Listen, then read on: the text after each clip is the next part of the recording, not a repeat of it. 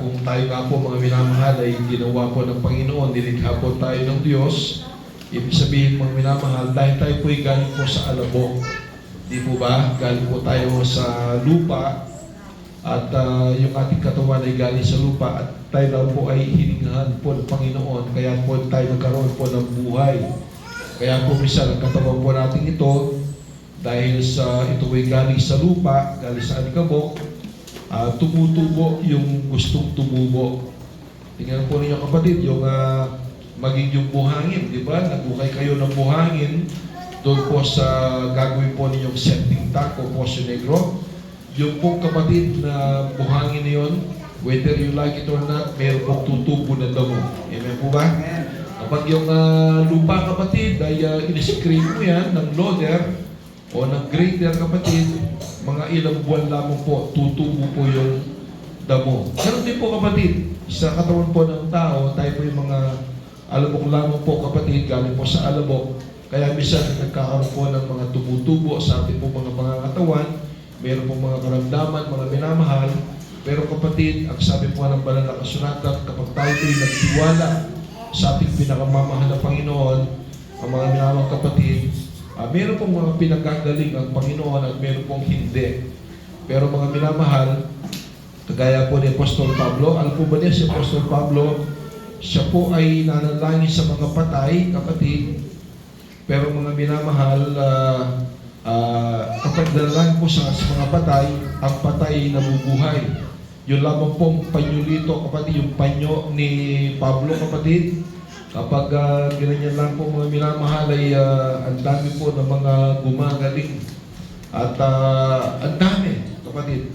Dahil binigyan po siya ng kapangyarihan ng Panginoon, nang sabi po kapatid, ng lahat naman po ng sumasampalataya. Paging kayo po, ang sabi nga ng Mark chapter 16, verse 15, kapatid, ang sabi po doon mga minamahal, na kapag ikaw ay sumampalataya at mabautismuhan, ikaw ay magkakaroon ng kapangyarihan. Meron kapangyarihan kapatid, ipapatong mo ang iyong kamay sa mga may sakit at sila'y magsisigaling. Sa this says kapatid, basahin po na total na tapos sa po ni Brother Elion, ang sumasampalataya at mabautismuhan ay mariligtas, tatapwat ang hindi sumasampalataya ay parurusahan. So, napakalaga po ng pananampalataya kapatid. At meron po tanda, mga minamahal, na ikaw ay may kapangyarihan at ikaw ay tunay na anak ng Diyos. At sabi po, at lalakit ang mga tandang ito sa mga magsampalataya, magpapalabas sila ng mga demonyo sa aking pangalan, magsasalita sila ng mga bagong wika, sila'y magsisihawak ng mga ahas, at kung magsiinom sila ng bagay na nakamamatay sa anumang paraan, ay hindi makasasama sa kanila. Ipapatong nila ang kanilang mga kamay sa mga may sakit at sila'y magsisigaling. Palakpakan po natin ang Panginoon. Lahat kapatid, hindi lamang po panahon po ng mga apostoles, hindi lamang po panahon po ng mga naunang Kristiyano, maging tayo po kapatid, ang sabi po ng Biblia, lahat ng sumampalataya at mabautismuhan. Amen. Amen. So lalakit po ang mga tanda kapatid na tayo po'y merong kapangyarihan na nagkagaling sa ating Panginoon. At hindi lang po yung kapatid ang kapangyarihan na binibigay sa atin ng ating Panginoon, na ang mga pagsubok na dumarating po sa ating po mga buhay, tayo po kapatid ay binigyang lakas ng ating Panginoon upang ito'y mapagtagumpayan dahil po ang sanglibutan ito po yung pinagtagumpayan na po ng ating Panginoon. Amen. Ang sabi nga po ng Biblia, we are more than conqueror in Christ Jesus. Tayo po mga minamahal ay higit pa sa mga mapagtagumpay dahil po kapatid, ang mundong ito ay napagtagumpayan na ng ating Panginoon. The moment na tinanggap mo ang Panginoon, sumampalataya ka sa Kanya kapatid, we are more than conqueror in Christ Jesus. Amen? Praise God. Kaya po mga minamahal, mayroon po tayong pag-aaralan sa umagang ito kapatid, na ang Diyos, kapag kakampi po natin ang ating Panginoon, walang pwedeng magtagumpay laban sa atin. Remember that, kapatid. Kapag ang Panginoon ay nasa iyo, kapatid, walang magtatagumpay sa iyo. If God is with you, who can be against you? Kapag ang Diyos ay suma sa atin, sino ang laban sa atin? Wala, kapatid. Dahil ang Diyos ang siyang pinakamakapangyarihan sa lahat. Amen. Amen. Ang ating Panginoon, mga minamahal, siya po ang ating Ama. At tayo po ang kanyang mga anak. Kung ang ating pong Ama ay makapangyarihan, tayo din po ay nagkaroon din po ng kapangyarihan, mga minamahal. Yan po ang sinasabi po ng banal na kasulatan. Basahin nga po natin, Brother Leon. Dito po sa 2 Corinthians chapter 4, verse 8 and 9. Mga minamahal. Ang sabi dito, sa magkabi-kabila ay nangagigipit kami, gayon may hindi nangaghihinakpis, mga nangatitilihan, gayon may hindi nangawawalan ng pag-asa. Pinag-uusig, gayon may hindi pinababayaan. Inilulugmok, gayon may hindi nangasisira. Palakpakan po natin ang Panginoon. Yan po, kapatid, ay mga talata na ito po'y nagbibigay kalakasan sa akin. Ito po yung mga experience o na-encounter po ni Apostol Pablo at ito ang kanyang pangangaral, mga minamahal. Na tayo po ay hindi pinababayaan ng Diyos. Tayo po ay inilulugmok at tayo po ay pinag-uusig, subalit hindi po sila nagtatagumpay. Dahil po, bakit? Dahil po ang Diyos ay kakampi natin. Amen. Ang Diyos ay nasa ating tabi, mga minamahal. Kapatid, ang sabi nga mo ng Romans chapter 8 verse 31, ito po ay sabi po ni Apostol Pablo, kapatid.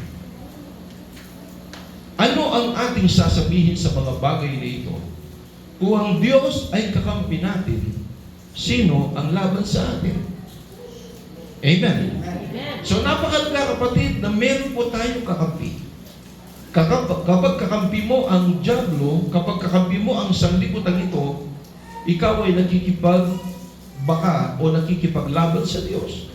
Pero kung ang Diyos ang siyang kakampi mo, mga minamahal, sino ang magtatagumpay sa iyo? So kanino ka pa, kapatid? Kakampi ka ba sa dyablo? Kakampi ka ba sa sanlibutan ito? O ang kakampihan mo ay ang Diyos? Of course, ang ating Panginoon. Amen. Napakalaga po, kapatid. Kaya po, mga minamahal, ano bang mangyayari, kapatid, kapag kakampi po natin ang ating Panginoon? Number one, kapatid, we will succeed in the times of life. Tayo magtatagumpay, kapatid, sa panahon po na tayo po ay mayroong mga pagsubok sa ating mga buhay. Kapag dumating mga pagsubok, siguradong tayo magtatagumpay. Ano man po ang gawin po ng kalaban, kapatid, kahit na mag-double time pa yan. Ang sabi nga ng 1 Peter chapter 5 verse 8, mga minamahal, Satan is like a roaring lion, seeking whom he may devour. Ang diablo po, siya po ay parang leyong umuungan, mga minamahal. Basahin po natin, kapatid.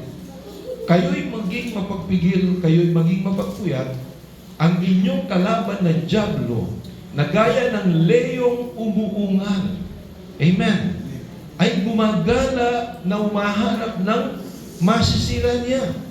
Tingnan po niyo, ang diablo po ay kagaya ng leyong umuungan. Gusto ng leyong ito, kapatid, gusto ng diablo nito, pabagsakan ka, o ibagsak ka sa iyong pananampalataya. Gusto ng diablong ito na ikaw ngayon ay nakakilala na sa Diyos, pero gusto ng diablo alisin ka sa gawain paglilingkod sa ating Panginoon. Ganyan ang diablo. Dahil sabi nga ng John chapter 10 verse 10, for Satan comes to steal, to kill, and to destroy. Ang diablo po, kapatid, siya po'y naparito upang pumatay, upang pumuksa, at upang mangwasak. Kaya nga po, kung minamahal, nung hindi pa po natin nakikilala ang Panginoon, winasak ng diablo ang ating buhay. Pinalaklak tayo ng droga, pinainom tayo ng mga inuming nakakalasing na nakakasira ng katawan. Mga minamahal, tayo po'y nahudyukan po ng diablo pang gumawa ng hindi dapat na gawin. Ganyan ang dyablo. At ganyan din po mga minamahal, kapag ikaw ay nakakilala sa Diyos, dahil mga minamahal, ang dyablo ay inggit na inggit sa atin. Kasi mga minamahal, nung nagkasala ang mga demonyo, sila Lucifer, kapatid, at ang mga angels, 1/3 of angels sa langit, na-convince po ni Lucifer upang mag-aklas, upang labanan, upang samsamin ang trono ng ating Panginoon. Pero hindi po sila nagtagumpay. Kaya po kapatid, narinig po ninyo yung salitang kudeta. Mga minamahal, nung panahon po ni Cory Aquino, nagkakaroon po ng kudeta, kapatid. Yung ibig sabihin ng kudeta, military takeover. Ang mga military ang siyang uupo, silang kukuha ng gobyerno, kapatid. Ganun din po ang nangyari sa langit. Nung unang panahon, mga minamahal, si Lucifer, siya ay parang assistant ng Panginoon. Siya po, kapatid, ay palaging nasa tabi ng Panginoon. Pero nagkaroon po ng pride itong si Lucifer. Inggit na inggit po siya. Gusto po niya na siya ang maupo sa trono ng Panginoon. Gusto niyang higitan ang ating Panginoon. Pero kapatid, alam po ba ninyo? Nung nagkasala sina Lucifer, kasama yung 1/3 of angels, nagalit ang Panginoon. Without question asked, kapatid. Walang sabi-sabi, walang tanong-tanong. Anong ginawa ng Panginoon? Antimano, kapatid. Itinapon ng Panginoong Diyos, ang mga angels, kapatid, dito sa impyerno. At kaya na sila umahon sa impyerno, dito sa lupa, walang ginagawa, kundi wasakin ang mga anak ng Diyos. Wasakin ang pananampalataya ng ating Panginoon, sa ating Panginoon. Walang ginawa, kundi sirain ang ating mga buhay. Bakit? Inggit na inggit po sila, kapatid. Dahil tayo po ng mga tao, bagamat tayo po, kapatid, ay parang mga imburnal lamang. Ang Diyos ay banal, pero tayo po ay parang mga imburnal, marumi, mabaho sa harapan ng Diyos. Pero kapatid, tayo po ng mga tao ay espesyal sa ating Panginoon. Nung tayo nagkasala, mga minamahal, na dapat sana kandidato tayo na pupunta doon po sa impyerno, mga minamahal. Pero ang ating biyahe papuntang impyerno ay kinansel ng ating Panginoon sa inyong katawang tao, mga minamahal, at tayo tinuro sa ating mga kasalanan. Mga minamahal, salamat sa ating Panginoon, at ngayon tayo naglilingkod sa Diyos at kakampi natin ang ating Panginoon. Amen? Amen. Everybody say praise the Lord. Kahit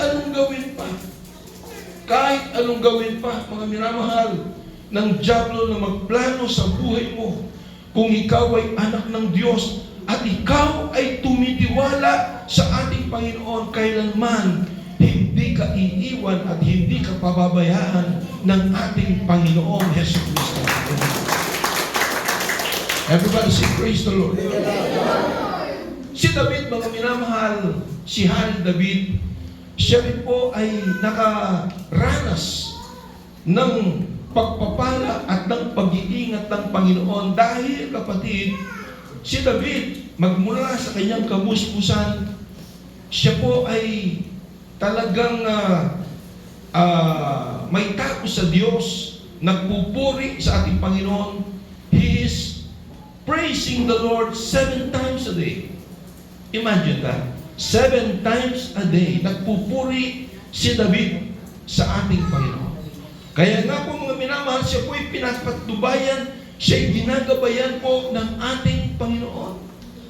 Alam po ba niyo, kapatid, na ang mga leon, ang mga oso, dahil nagpapastol po ng tupa itong si David, kapatid, nasa bunganga na po ng leon ang tupa na pinapastolan po ni David. Alam po ba ninyo na kaya pang agawin ni David ang tupa na nasa bunganga ng leon sa magitan lang po ng suntok, kapatid, ni David. Grabe po ang kapangyarihan na nasa kay David dahil pinapatnubayan siya ng Espiritu ng ating Panginoon. Alam po ninyo mga minamahal, sabi nga po ng Psalms, chapter 124, verses 1 up to 2, at talon po tayo sa 8. Ang sabi po dito, kung hindi ang Panginoon ay naging kakampi natin, sabihin ng Israel ngayon, kung hindi ang Panginoon ay naging kakampi natin, nang ang mga tao ay nagsibangon laban sa atin. Kung hindi raw kakampi nila David at ng kanyang mga tauhan ang Panginoon, marahil kapatid, ang mga tao ay magsisibangon laban sa kanila, asugurado sila ay madadaig. Pero mga minamahal, dahil kasama nila ang ating Panginoon, pinapatubay sila ng Panginoon, anuman ang panganib na dumarating kina David at sa kanyang bansang Israel, mga minamahal, sila ay pinag-iingatan ng Panginoon, ginagabayan sila ng Panginoon. Bakit? Dahil kakampi nila ang ating Panginoon Diyos. Everybody say praise the Lord. Talong sa 8, mga minamahal, ang saklolo natin ay nasa pangalan ng Panginoon na siyang gumawa ng langit at lupa. Palakpakan po natin yung sa ang ating pong helper, ang sumasaklolo sa atin, ang tumutulong sa atin, ay ang Diyos daw na gumawa ng langit at ng lupa. Mga minamahal, napakabuti ng Panginoon. Amen.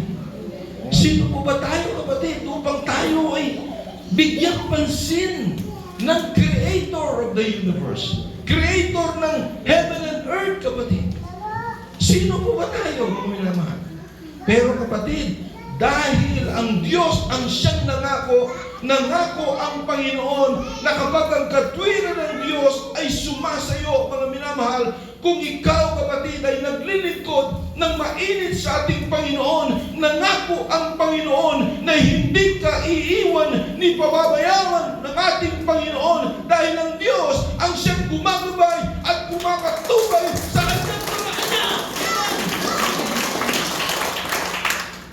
Dito po sa Biblia, kapatid, sa New Testament, ito po ay nangyari po kay Pedro.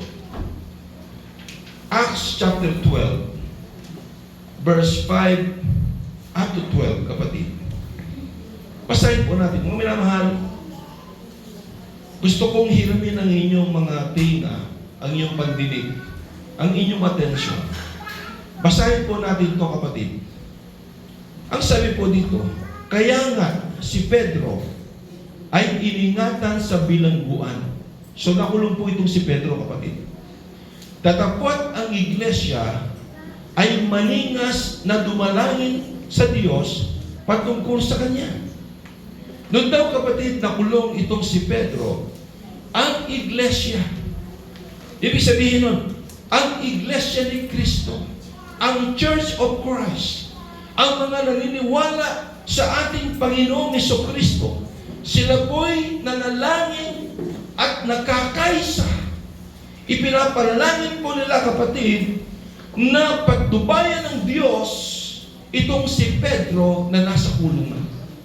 Kaya mga minamahal, napakalaga na tayo po'y nananalangin ng isang panalangin na kapag tayo nanalangin, makipagkaisa kayo.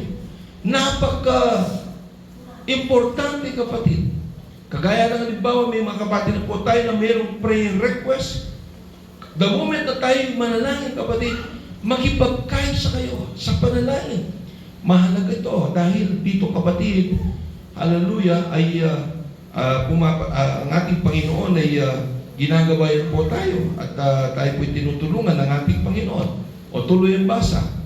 At nang siya'y malapit ng ilabas ni Herodes, ng gabiring yaon ay natutulog si Pedro sa gitna ng dalawang kawal na nagagapos ng dalawang talikala. Imagine that. Nakakulong na po si Pedro, pagkatapos nakagapos pa yung kanyang kamay, nakagapos pa yung kanyang dalawang paa, kapatid. nakatalikala pa. Nakakadena, kapatid. At ang mga bantay sa harap ng pintuan ay nangagbabantay ng bilangguan. At narito, tumayo sa tabi niya ang isang anghel ng Panginoon at lumiwanag ang isang ilaw sa silid na kulungan. At tinapik si Pedro sa tagiliran at siya'y ginising. Ibig sabihin, himbing na himbing po siya, kapatid. Ginising na lang po siya ng anghel na sinasabi, magbangon kang madali at nangalaglag ang kanyang mga talikala sa kanyang mga kamay at sinabi sa kanya ng anghel, magbigkis ka at itali mo ang iyong pangyapa. At gayon ang ginawa niya at sinabi niya sa kanya, isuot mo sa iyo ang damit mo at sumunod ka sa akin. At siya'y lumabas at sumunod at hindi niya nalalaman kung tunay ang ginawa ng anghel, kundi ang isip niya'y nakakita siya ng isang pangitain. Akala niya panaginip pa rin. At ng kanilang maraanan ng una at ang pangalawang bantay ay nagsirating sila sa pintuang bakal na patungo sa bayan na kusang nabuksan sa kanila at sila'y nagsilabas at nagpatuloy sa isang lansangan at pagkakay humiwalay sa kanya ang anghel. Palakpakan po natin ang Panginoon. Tingnan po ninyo, kapatid, itong si Pedro, siya'y nakakulong, mga minamahal. Siya rin po ay papatayin sa pagkaumaga. Nung gabing yun, kapatid, imagine, alam ni Pedro na papatay na po siya bukas. Pero itong gabing ito, mga minamahal, himbing na himbing ang tulog po ni Pedro. Kasi kapatid, itong si Herodes, mga minamahal, pinatay niya itong si James. At nung nakita, kapatid, na nung pinapatay itong si Apostol Santiago, mga minamahal, tuwang-tuwa ang mga Hudyo. Kaya, para nainganyo, lalo itong si Herodes, na magpapatay ng mga apostol. Pero kapatid, tingnan po ninyo, itong si Pedro, nakakulong po siya, may dalawang bantay doon po sa tabi niya, pero sa nakakulong, nakakadena pa, nakagapos pa ang kanyang mga paa at ang kanyang mga kamay. Pero kapatid, himbing na himbing ang tulog ni Pedro. Bakit kaya? Bakit kaya himbing na himbing ang kanyang pagtulog? Dahil kapatid, alam ni Pedro that God is on his side. Amen? Alam ni Pedro, kapatid, nakakampi niya ang Panginoon. Alam ni Pedro na hindi siya iiwan ng Panginoon.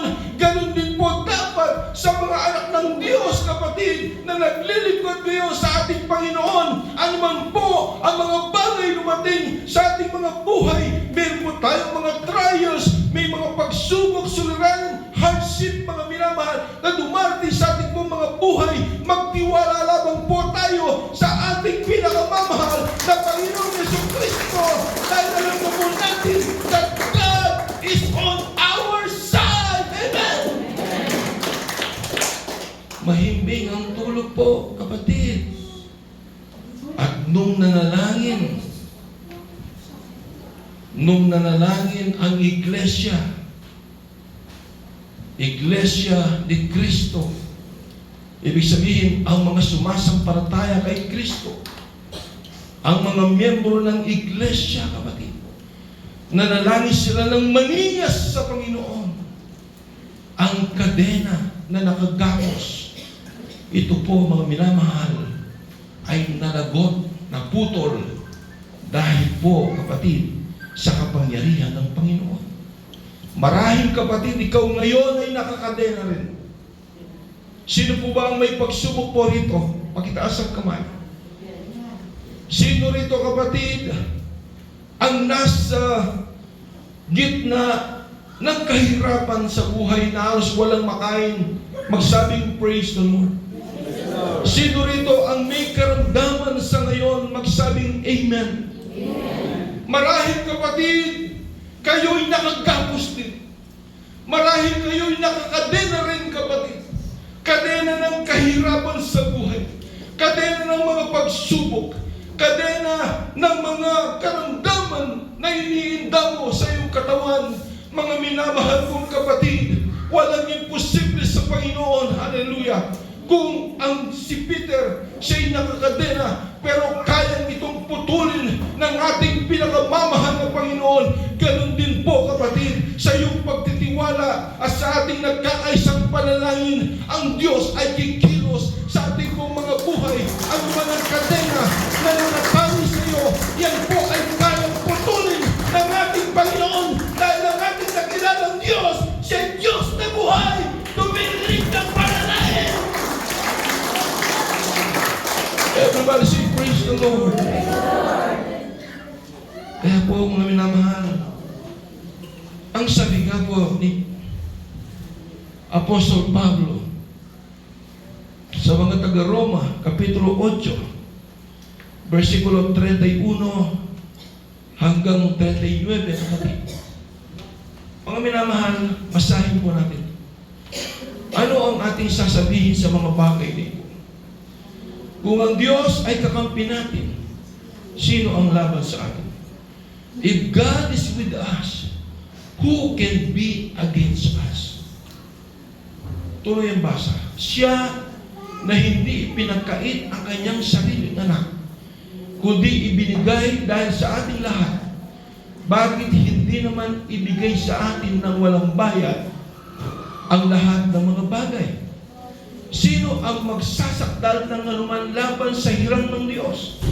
Sino raw po kapatid ang magsasakdal sa atin ng mga hinirang ng Diyos?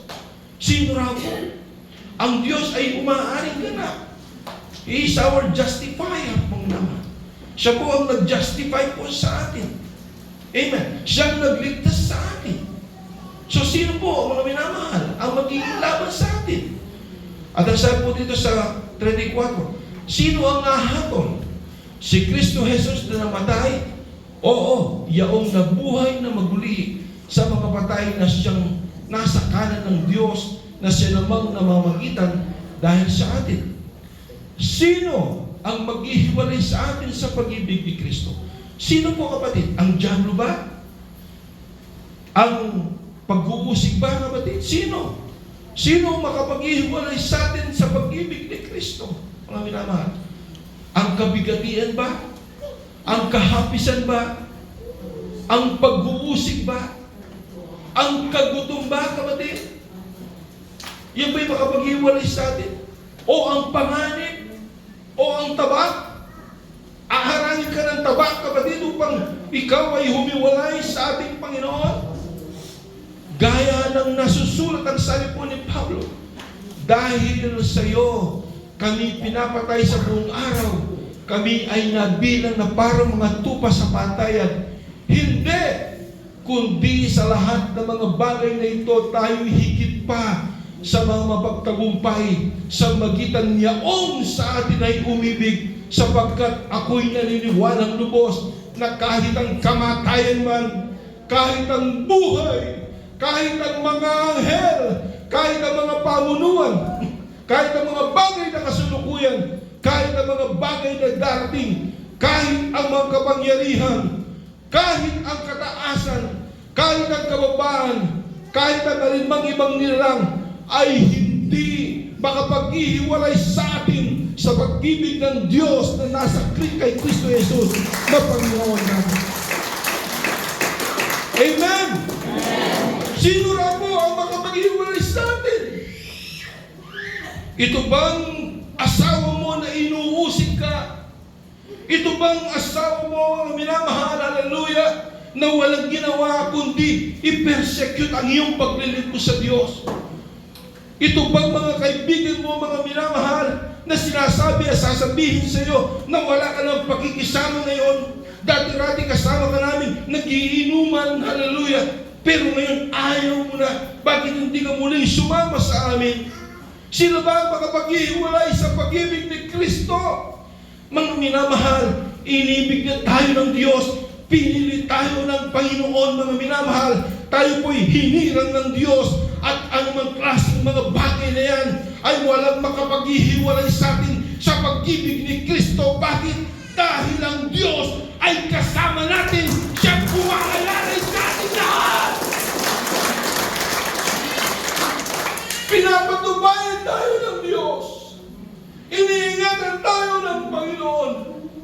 Ano man ang dumating sa buhay mo, kapatid, hindi ka pababayaan ng Panginoon. Because, kapatid, you are chosen by our Lord Jesus Christ. Amen. Pinili ka ng Panginoon.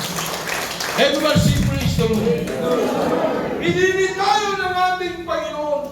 Hindi tayo ang pumili sa Diyos, mga minamahal.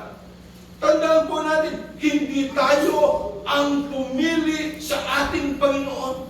Ikaw ay naparito, kapatid. Marahil ginamit ng Panginoon ang iyong mahal sa buhay. Ikaw ay naimbitahan. But still, ang Diyos ang siyang may control ng lahat ng bagay. Amen po ba? Ang Diyos ang siyang nagpapatigas ng puso mo at nagpapalambot ng puso mo. Kayang gawin ng Diyos na patigasin ang puso mo. Kung ayaw mong maglingkod sa Kanya, anong nangyari, kapatid? Mangyayari. At ikaw ay pababayaan na lamang ng Diyos. Yun ang nakakatakot, kapatid. Romans chapter 1 verse 26 or 28 po yata kayo, kapatid. Mga minamahal, pababayaan ka. Yan po. At palibhasay, hindi nila minagaling na kilalanin ng Diyos. Ibinigay sila ng Diyos sa isang mahalay na pag-iisip. Ito'y nakakatakot. Napababayaan ka na lamang ng Panginoon kasi napakatigas mo, kapatid. Ayaw mong kumilala. Imbes na maglingkod ka sa Panginoon, pine-persecute pa. Mga minamahal, inihila mo pa yung mga ibang kapatiran. Mga minamahal, huwag mong gawin yun, kapatid. Upang gawin niya ang mga bagay na hindi nararapat. Kaya ginagawa mo na yung bagay ngayon na hindi nararapat, kapatid, kasi pinabayaan ka na ng Diyos. Ikaw ay wala na, kapatid. Bagaman kontrolado ka ng Panginoon, pero pinabayaan ka na kasi ayaw mong maglingkod sa Diyos eh. Mas gusto mo pang paglingkuran yung mga nilalang kaysa sa lumalang. Mas pinaglingkuran mo yung mga nilalang kaysa sa lumalang. Yung creation rather than creator. Ano po ba yung mga bagay na yun? Hindi lang po yung kapatid na Diyos-Diyosan na ginawa ng kamay ng tao, kapatid. Hindi lang po yun. Ang Diyos-Diyosan, mga minamahal, marami po yan. Yung mga bagay na inuuna mo pa para kaysa sa Panginoon, yan ay Diyos-Diyosan. Mas inuuna mo pa yung pamilya mo kaysa sa gawain ng Diyos, that is idolatry. Inuuna mo pa na magparami ka ng pera kaysa maglingkod ka sa Diyos, that is idolatry. Napakatigas ng ulo mo, mga minamahal, that is also an idolatry. Idolatry po yan, kapatid. Pagsama po yan sa mga Diyos-Diyosan. Pero mga minamahal, gusto ng ating Panginoon, unahin mo siya. You shall love the Lord with all your heart, with all your soul, with all your strength, and with all your mind. Amen? Praise the Lord. Everybody say praise the Lord. Tayo po lahat ay tumayo, mga minamahal.